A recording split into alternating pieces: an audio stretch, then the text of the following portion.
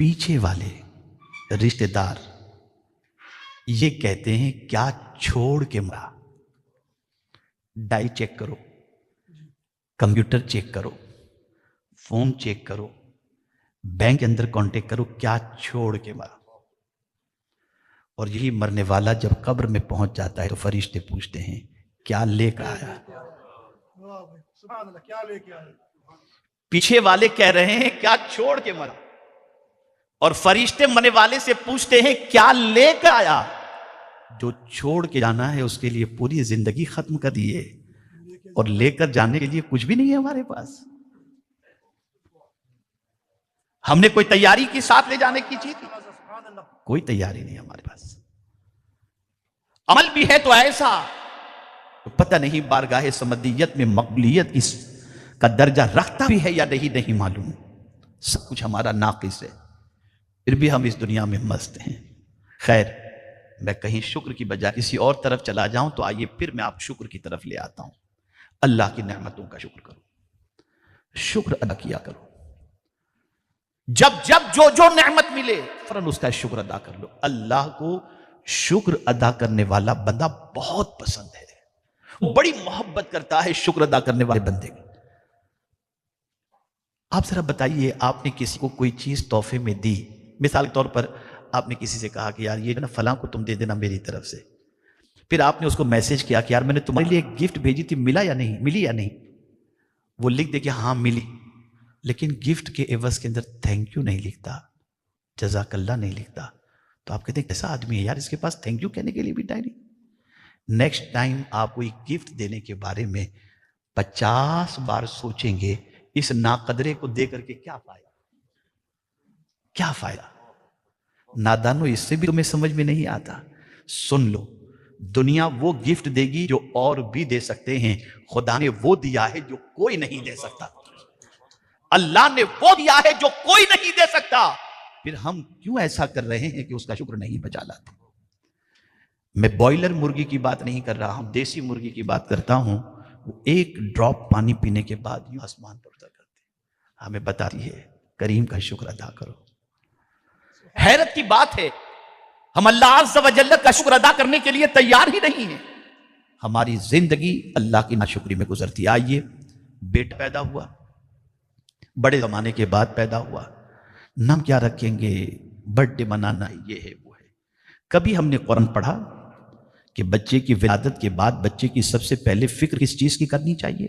حضرت ابراہیم علیہ السلام کو اللہ عز و جل نے بیٹے عطا فرمائے، ایک بیٹا عطا فرمایا، دوسرے بیٹے کی بات کی بشارت بھی عطا فرما دی۔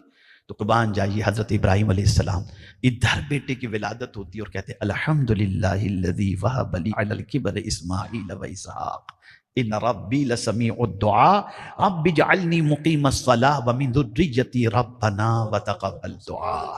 اے اللہ، تیرا شکر ہے کہ تو نے مجھے بڑھاپے کے اندر اسماعیل اور اسحاق جیسی اولاد عطا فرمائی۔ اے میرے رب، مجھے اور میری ذریت کو نماز قائم کرنے والا، سبحان اللہ۔ یہ فکر سب سے پہلے۔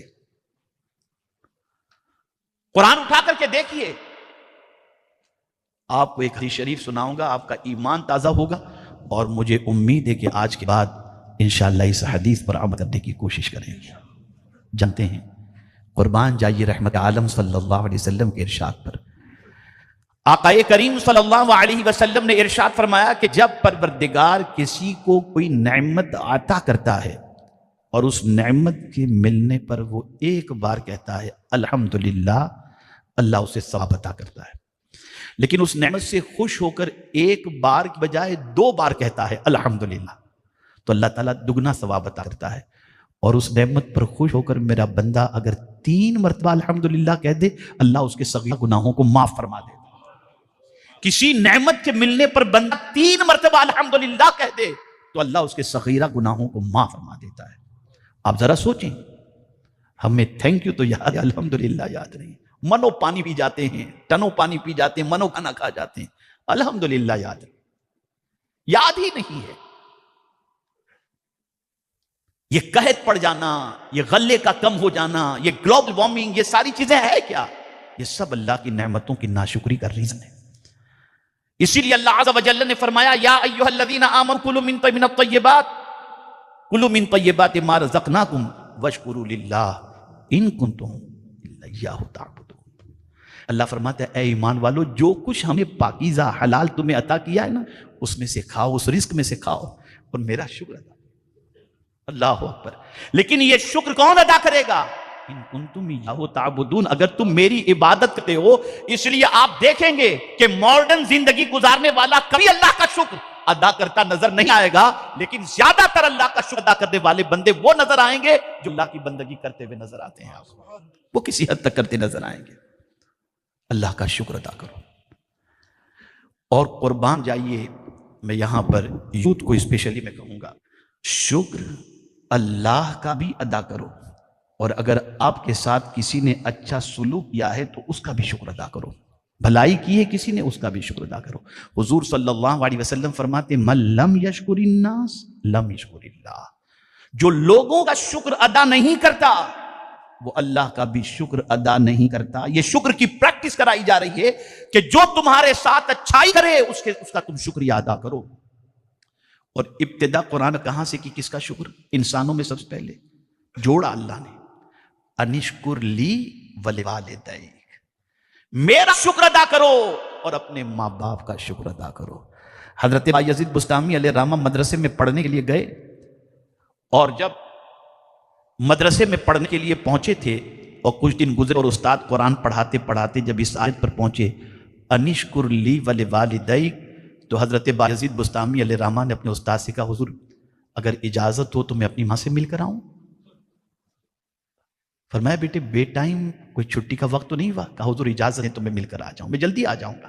اجازت دی گئی، بایزید بسطامی گھر پہنچے، دروازے پہ دستک دی، ماں نے دروازہ کھولا تو بایزید بسطامی کو دیکھا، فرمایا بیٹے اتنی جلدی آ گئے، بھی تو مدرسے کی چھٹی کا ٹائم نہیں ہوا؟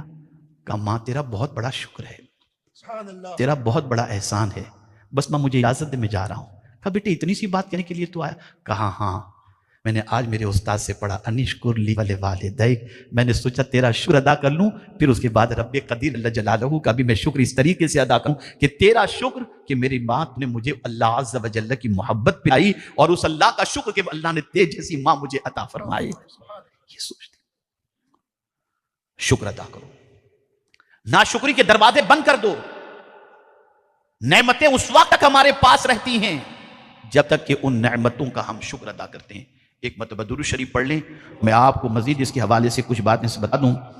میرے پیارے آقا صلی اللہ تعالی علیہ وسلم کے پیارے دیوان، بہت طویل یہ مضمون ہے، لیکن میں بہت زیادہ اس پر گفتگو کرنے کی بجائے موٹی موٹی کچھ باتیں سمجھا دوں جو آپ کی کھوپڑی شریف کے اندر بات بیٹھ سکے۔ میں کسی بزرگ کا قول بتا دوں، اور بزرگ لوگ جو ہے نا وہ جو بھی کہتے ہیں نا وہ تجربے کی روشنی میں کہتے ہیں، انہوں نے اس چیزوں کا ایکسپیرینس کیا ہے تو کانفیڈنس کے ساتھ کہتے ہیں۔ یقین کے ساتھ میں کہتا ہوں کہ اس کو آپ دل و دماغ میں آج کے بعد محفوظ کر لیں۔ کسی عارف نے کیا خوب کہا، الشکر قید للموجود وصید للمفقود وموجب التقرب الى الرب المعبود وثواب فی دار الخلود۔ یہ تفسیر مظہری کے اندر ایک عارف کامل کا قول موجود ہے۔ اب سمجھے مطلب، جو بندہ شکر ادا کرتا ہے تو ظاہر سی بات ہے کہ کوئی نعمت اس کے پاس ہے اسی پر شکر ادا کرے گا، تو موجود نعمت پر اللہ کا جب شکر ادا کرتا ہے تو جو نعمت اس کے پاس ہے اللہ تعالیٰ اس کو پرماننٹ کر دیتا ہے، پرماننٹ کر دیتا ہے۔ اور اسی کے ساتھ وصید للمفقود، جو انعامات رب کی جانب سے اب تک نہیں ملے تھے، بہت ساری نعمتیں جو اب تک نہیں ملی، تو شکر ادا کرنے کی بنیاد پر اللہ ان نعمتوں کے لیے راستہ ہموار کر دیا کرتا ہے۔ بارگاہ رب العزت کے اندر شکر ادا کرنے کی وجہ سے اللہ تعالیٰ اسے اپنے قرب کی دولت سے مالا مال کر دیتا ہے، اپنے قریب کر دیتا ہے۔ اور اللہ اکبر، آخری بات تو دلوں کو جھنجھوڑنے والی، یہ فرماتے ہیں اور جنت میں ثواب کا باعث بننے والی یہ چیز ہو جاتی ہے، یعنی اس بندے کو اللہ تعالیٰ صرف جنت ہی نہیں عطا فرمائے گا، جنت کی بھی بے شمار نعمتیں اللہ اسے عطا فرما دے گا۔ ایک شکر کے عوض میں کتنا کچھ ملتا ہے۔ لیکن برا نہ مانے تو میں کروں، کسی کو اگر 1 ملین کا پروفٹ ہو جائے تو ہنستا ہوا تو نظر آئے لیکن کہے گا نہیں، اور کسی نے اگر اس کی دکان کے اندر 10 روپے کا پروفٹ، کیا بتائیں دھندا ہی نہیں ہے، اور یہ نہیں ہے دھندا، اس کی اطلاع پورے شہر کو ہو جاتا ہے، بیچارے کا کاروبار مندہ چل رہا ہے۔ اور خاص طور پر ہمارے مولانا یونس صاحب قبلہ بتا رہے ہیں کہ جب چندے کا وقت ہوتا ہے تب یہ جملہ سب کے منہ سے زیادہ سننے کو ملا۔ کیا ہو گیا ہے؟ کیا ہو گیا ہے؟ آپ سوچو تو صحیح یار، اتنی نعمتیں اللہ نے ہمیں عطا فرمائی، ہمیں شکر کرنے کا موقع نہیں ملتا۔ چلیے، حضرت ابن عباس رضی اللہ تعالی عنہما سے مروی ہے، اب وہ لوگ جو شکوہ شکایت کرتے ہیں نا، ذرا وہ سن لیں حضور کیا ارشاد فرماتے ہیں۔ حضرت ابن عباس رضی اللہ تعالی عنہما سے مروی ہے کہ رسول اکرم صلی اللہ علیہ وسلم نے ارشاد فرمایا، اربع من اعطیہن فقد اعطی خیر الدنیا والآخرہ، جسے 4 چیزیں مل گئیں اسے دنیا اور آخرت کی بھلائی مل گئی۔ کتنی چیزیں بولیے؟ اب پہلی چیز، آقا کریم صلی اللہ علیہ وسلم فرماتے ہیں قلب شاکر، ایسا دل اس ملا جو ہر وقت میں اپنے رب کا شکر ہی ادا کرتا ہے، کوئی شکایت نہیں، کوئی کمپلین نہیں، ایسا اس کے پاس الحمدللہ الحمدللہ الحمدللہ۔ دوسری نعمت ولسان ذاکر، ایسی زبان اس کو ملی جو زبان اللہ کے ذکر سے ہمیشہ تر رہتی ہے۔ وبدن علی البلاء صابر، اور ایسا بدن کہ آزمائش پر وہ بدن صبر کرنے والا ہو، یعنی کبھی کبھی امتحان ہوتا ہے، بہت بخار ہے، بہت درد ہے، اور یہاں میں بتاؤں کل تفسیر پڑھ رہا تھا ما یلفظ من قول الا لدیہ رقیب عتید، اس کی تفسیر میں نے پڑھا کہ درد کی وجہ سے آدمی جو کر رہا ہے نا اس کو بھی فرشتے لکھتے ہیں، اسے بھی لکھتے ہیں، اسے بھی فرشتے نوٹ کرتے ہیں۔ تو ایسا اللہ عز و جل نے بدن عطا فرمایا کہ آزمائش پر، یعنی اس بدن میں کوئی تکلیف ہے تو وہ شکوہ نہیں کرتا، صبر کرتا ہے۔ کسی کو اللہ نے یہ نعمت عطا فرما دی۔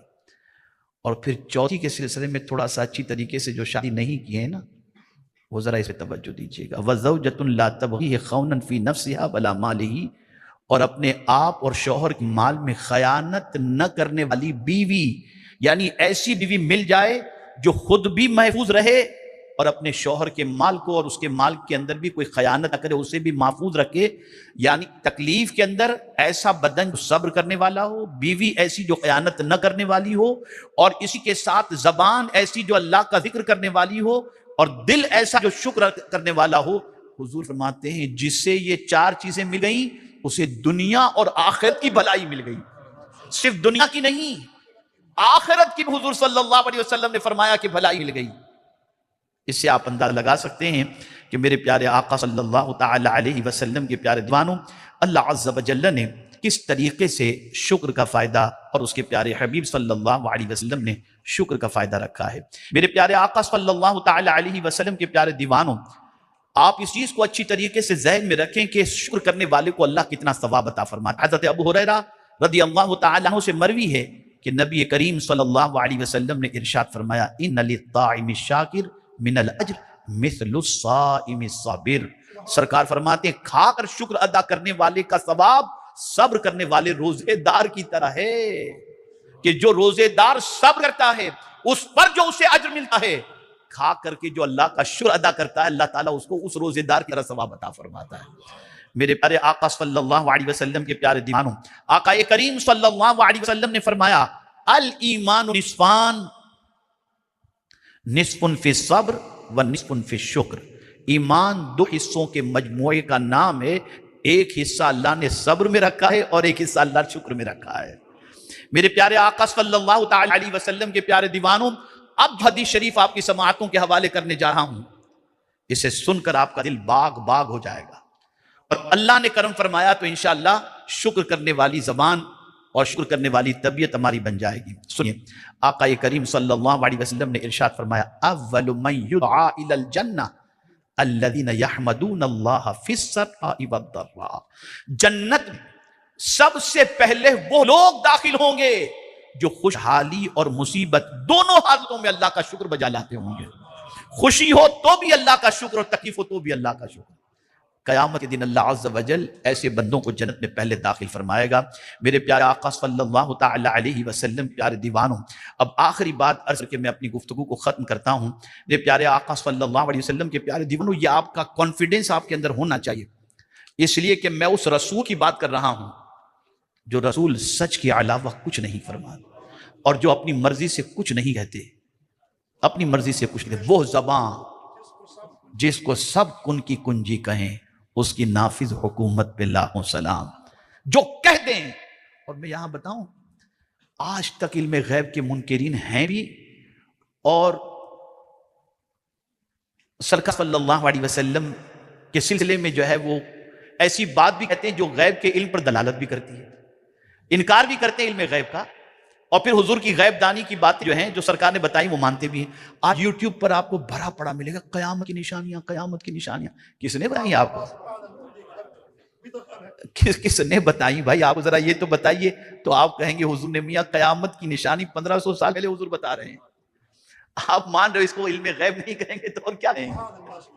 اور کیا کہیں گے آپ مجھے بتائیں۔ میں نے ابھی آئی تھنک کسی جگہ پر انڈیا کے اندر تقریر کی، تو میں نے اس تقریر کے اندر یہ کہا کہ حضرت جبریل امین علیہ الصلاۃ وتسلیم حضور صلی اللہ علیہ وسلم کی خدمت میں جب حاضر ہوتے تو لباس بشری میں جب آتے تو زیادہ تر حضرت دحیہ کلبی کی شکل میں آتے۔ سن رہے ہیں نا آپ؟ اس کی شکل میں آتے۔ کون آتے؟ بولیے۔ جبریل امین۔ جبریل امین بشر ہیں کہ نور؟ یار تو خادم نور ہو کر بشر بن سکتا ہے، خادم نور ہو کر بشری لباس پہن سکتا ہے، تو سید البشر نور کیوں نہیں ہو سکتے؟ تو میرے پیارے آقا صلی اللہ علیہ وسلم کے پیارے دیوانوں، حضور صلی اللہ علیہ وسلم کا جو ارشاد آپ کی سماعتوں کے حوالے کر رہا ہوں، اس نیت سے سننا کہ یہ حضور کا فرمان ہے۔ ایک بار پہاڑ اپنی جگہ سے ہٹ سکتا ہے، لیکن حضور نے جو کہہ دیا وہ کبھی غلط نہیں ہو سکتا۔ اور اگر اس یقین کے ساتھ پیش کی جانے والی حدیث کو آپ نے سنا اور اس پر عمل کیا آپ نے، یا ہم نے سب نے عمل کیا، پھر دیکھیں آپ انشاءاللہ کرم کی بارشیں کتنی ہوتی ہیں۔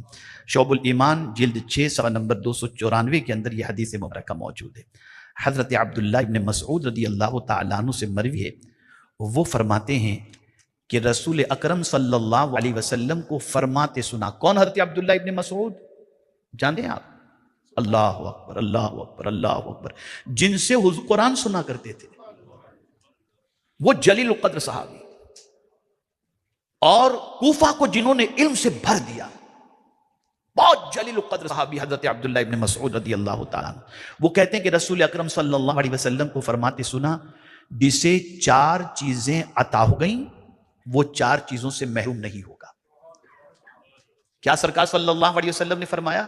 جسے 4 چیزیں عطا ہوئیں وہ 4 چیزوں سے محروم نہیں ہوگا۔ پہلی چیز، جسے دعا کرنے کی توفیق نصیب ہوئی وہ قبولیت سے محروم نہیں ہوگا۔